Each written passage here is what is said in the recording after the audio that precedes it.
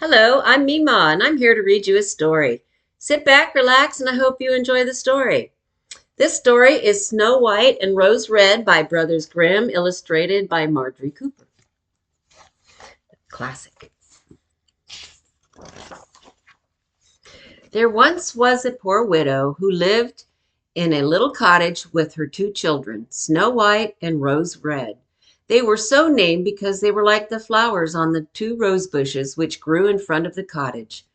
These two children were as good as any children in the world. They loved each other dearly and agreed that they would never separate.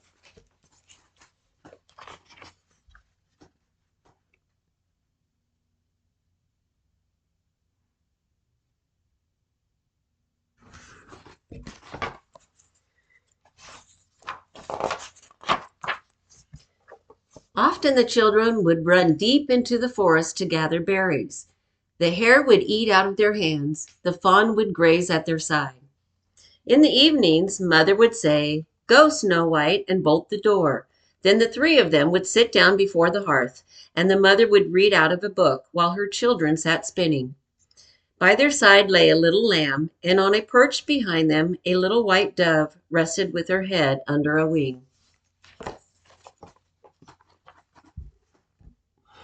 You have to look hard to see the little white dove.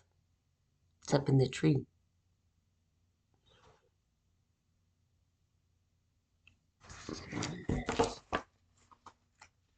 The coat tree, I should say.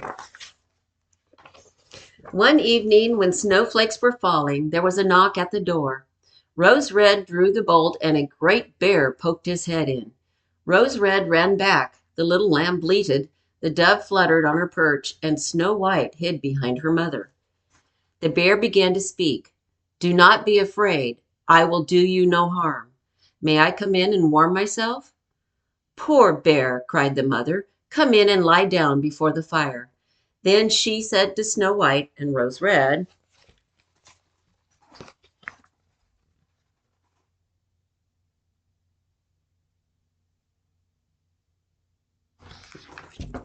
what did she say? "Come here, my daughters. The bear will not harm you." Soon the lamb and the dove, too, overcame their fears and welcomed the visitor. "Children," said the bear, "please clean the snow off my coat." Snow White and Rose Red swept the snow off with their brooms. Then the bear stretched himself before the fire. The children played with the clumsy animal. They pulled his long, shaggy hair. They set their feet upon his back and rolled him to and fro. The bear bore all of their tricks good naturedly, and if they hit too hard, he called out, "Leave me my life, you children, Snow White and Rose Red, or you will never wed."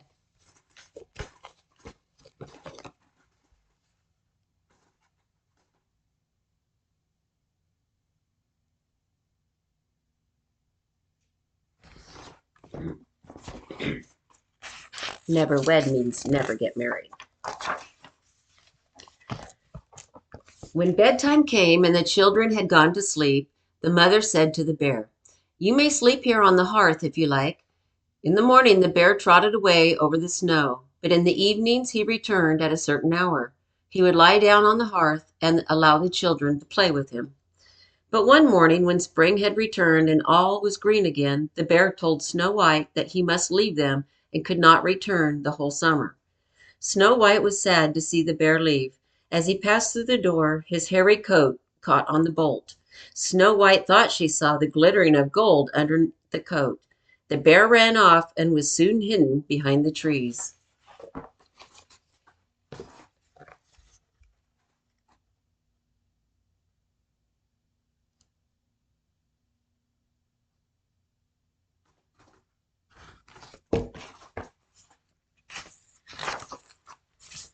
Sometime later, the mother sent the children into the wood to gather sticks. They came to a tree lying across the path, and there was a dwarf with a wrinkled face and a snow-white beard. The end of his beard was caught in a split of the tree, and the little man was trying to free himself. He glared at the children. "Are you going to pass without offering to help me?" "What have you done, little man?" asked Rose Red. "I wanted to split the tree to get some wood for my fireplace, and my beard got caught." The children tried and tried to free the dwarf, but without success. Finally, Snow White pulled her scissors from a pocket and cut off the end of the beard. As soon as the dwarf was freed, he snatched up his sack. The children saw that it was filled with gold. He threw it over his shoulder and marched off, grumbling, "Stupid people, to cut off a piece of my beautiful beard."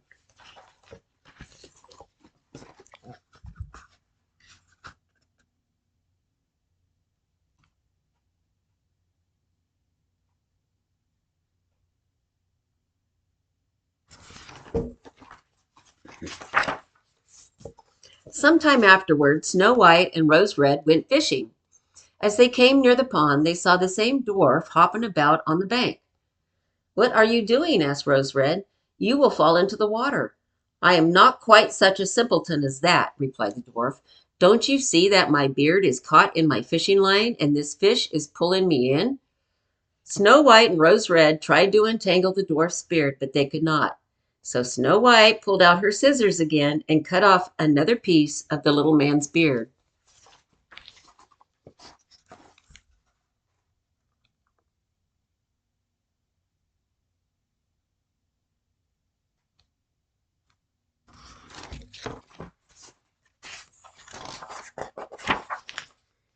The dwarf cried in a great rage, "It was not enough to shorten my fine beard once, but you must now take away the best part of it?"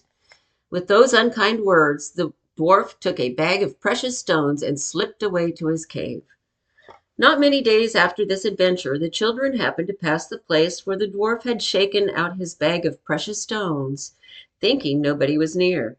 The bright stones glittered so that Snow White and Rose Red stopped to admire them. Sparkly.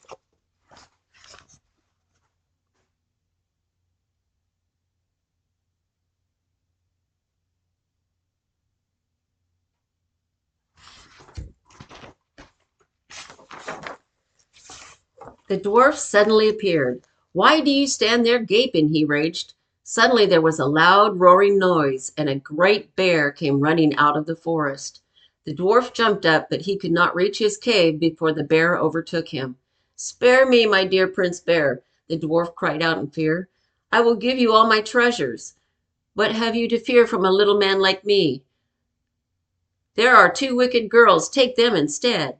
But the bear gave the dwarf a single blow with his paw. The bad-hearted dwarf did not move again. The children were running away when the bear called after them, "Snow White, Rose Red, do not be afraid. Wait, and I will go with you."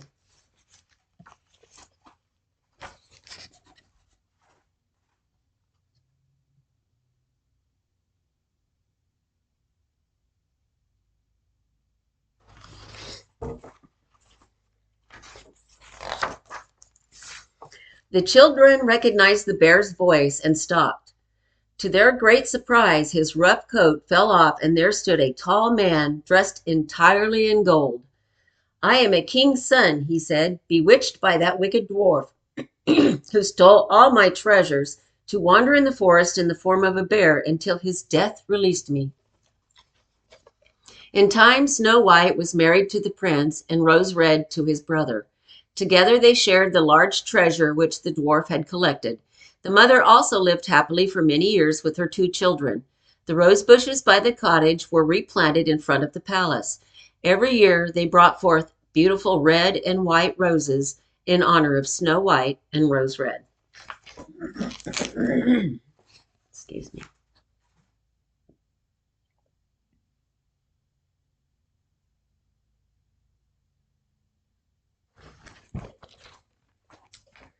And that is all for this story. Thank you for coming to see me. Come again soon for another story.